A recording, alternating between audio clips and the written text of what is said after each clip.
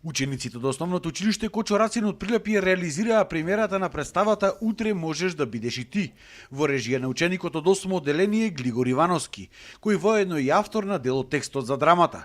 Целта на представата е да го прикаже врсничкото насилство, од каде потекнува тоа и како понатаму да се спречи оваа негативна појава помеѓу учениците. Јас го пишував текстот, меѓутоа и не само моја идеја. И тука учествуваа повеќе ученици и учествуваа ученици кои што имаат искуство и се членови во драмската секција.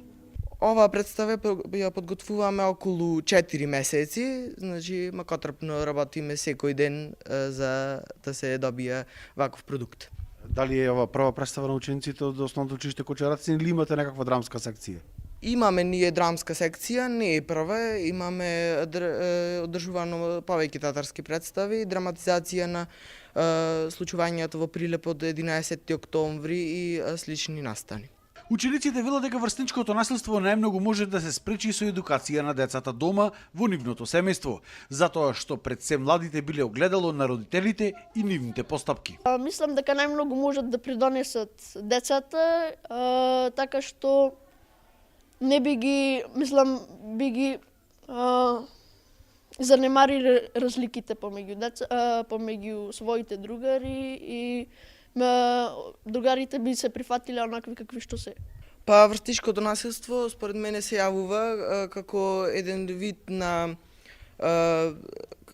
авторитет врз другите деца, каде некои деца се истакнуваат како на повисоко ниво и со тоа посрамежливите деца, поповлечените се и жртви на насилство. И од самото училиште се задоволни на идејата за оваа представа и велат дека драмската секција во Кочо-Рацин била доста активна. Децата се дадоа се од себе, буквално го представија врсничкото насилство, како тоа влијае врз психата на децата, на останатите деца врз кои што се врши булинг, а и децата кои што покасно, кои што вршиле булинг, израснуваат во какви личности.